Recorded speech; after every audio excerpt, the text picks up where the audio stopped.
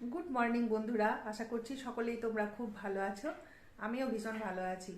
তো ভালো বলতে একটু খারাপ, মানে আবহাওয়ার জন্য। তো তোমাদের আশা করি সব দিকে এরকম হচ্ছে, পুরো মেঘলা। আর এখন তো মানে প্রচুর বৃষ্টি হচ্ছে। এই যে দেখো, পুরো ভিজা রাস্তা, বৃষ্টি হচ্ছে। তো চলো তো চলো বন্ধুরা, এপি লাইফস্টাইলের একটা নতুন ব্লগে তোমাদের সকলকে জানাচ্ছি অনেক স্বাগত, অনেক ভালোবাসা। তোমরা আমার সাথে থাকো আর দেখতে থাকো। তো এখন চাটা খাওয়া হয়েছে, ঘরে বিছানা তোলা কমপ্লিট। আর বিছানার অবস্থা, শীতের দিনের বিছানা এরকমই হবে। তো এখন যাব রান্নাঘর, গিয়ে টিফিন বানাবো। তো চলো তোমরা আমার সাথে থাকো। এই দেখো, লাইটের দিকে না দিয়ে অন্যদিকে ধরছি। তো চলো রান্নাঘর এখন চলে যাব, গিয়ে টিফিনটা বানাবো। আর তোমরা দেখতে থাকো আমি কি করছি কি না করছি। তো বন্ধুরা, তারপর চলে এসেছিলাম রান্নাঘরে টিফিন বানাতে। তো এই রেসিপিটা মানে আমি তোমাদের সাথে শেয়ার করেছিলাম, যদিও এটা তোমরা সবাই বানাও। তো যাই হোক, আজকে আর কিছু বললাম না, কারণ ভিডিওটা আমার একদিনের পুরনো। মানে এটা বৃহস্পতিবারের ভিডিও, তোমাদের দেওয়া হয়নি, যেহেতু মধ্যেখানে এই প্যানকেকের রেসিপিটি দিয়েছিলাম, তো সেই জন্য আমি দিতে পারিনি। তো জলখাবারটা আমরা এটাই খেয়েছিলাম বৃহস্পতিবারে। আর ওই দিনটা মানে সারা দিন বৃষ্টি হয়েছে, তোমাদের কি বলবো। তোমাদের অনেকের ভিডিওতে আমি দেখেছি তোমাদের দিকেও বৃষ্টি হচ্ছে। তো যাই হোক, আমাদেরও প্রচণ্ড বৃষ্টি হয়েছে। খুব ঝমাঝম হয়নি, কিন্তু ঝিরঝির করে বৃষ্টি সারা দিনই একরকম হয়েছিল। আর বৃষ্টির দিনে মানে শীতের দিনে এরকম বৃষ্টি মানে তোমরা জানো কষ্টদায়ক। আর তোমরা দেখেও নিলে যে আমি ছেলের জন্য একটা খাবার সাজিয়ে নিয়েছি, মিষ্টির সাথে ওকে দিয়ে দিলাম।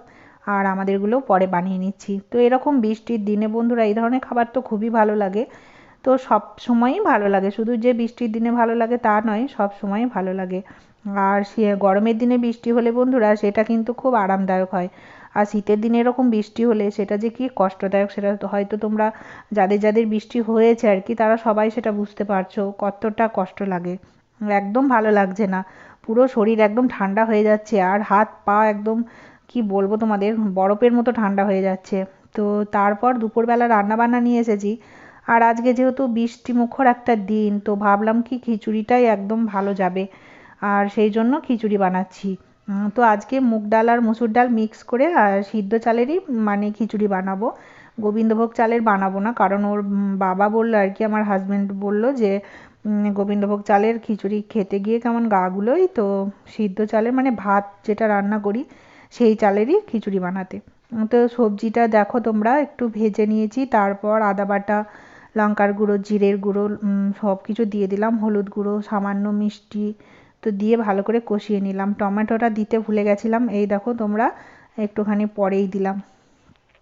আর তার সাথে দিয়ে দিলাম পরিমাণ মতো লবণ। আর ওইদিকে আমি হাঁড়িতে চাল ডাল সিদ্ধ করতে দিয়ে দিয়েছি, আর মুগ ডালটা হালকা নেড়ে নিলাম, তোমরা দেখলে। তো সেটা আমি একটুখানি ধুয়ে আবার দিয়ে দিলাম।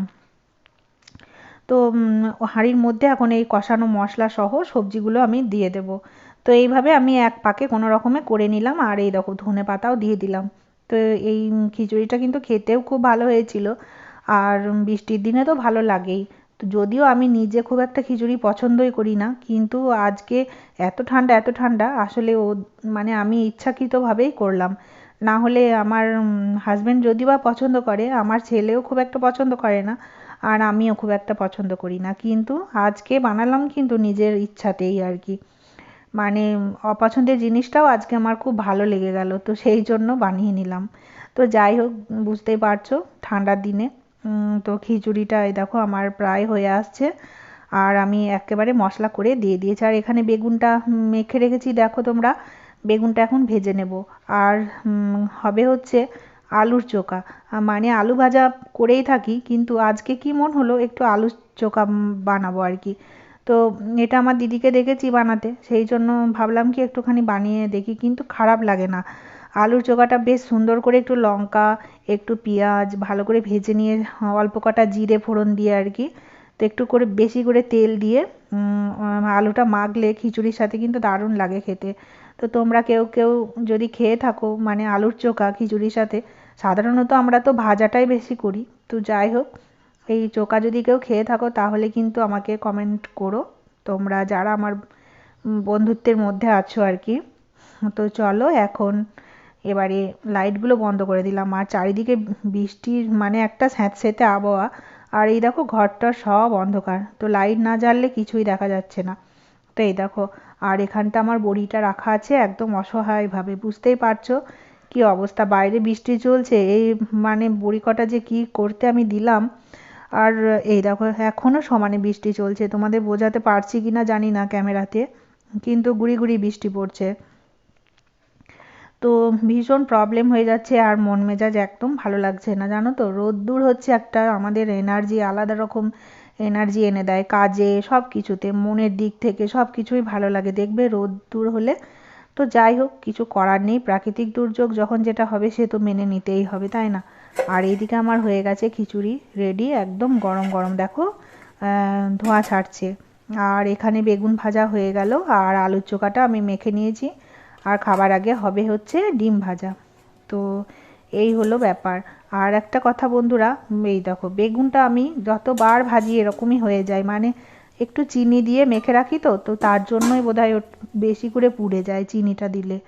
তো এবারে দুপুরবেলা খাওয়ার দাওয়ার নিয়ে চলে এসেছি, আর একসাথে 3টে ডিমই ভেজে নেওয়া হয়েছিল। তো আমি একটু ডিম ভাজাটা কমই খাই, তো অল্প করে নিয়েছি আর ওদেরকে দিয়ে দিয়েছি বেশি বেশি। আর এখানটা হচ্ছে আমি ভাত, এই যে ভাত বলছি দেখছো, ভুলে উল্টো পাল্টা বকি। আর এখানটা বেগুন ভাজা, খিচুড়ি আর আলু ভাতে নিয়ে নিয়েছি। তো খিচুড়িটা আমার একটু না পাতলা পাতলাই হয়েছে, এই দেখো, তো গোটা থালাতে ছড়িয়ে গেছে।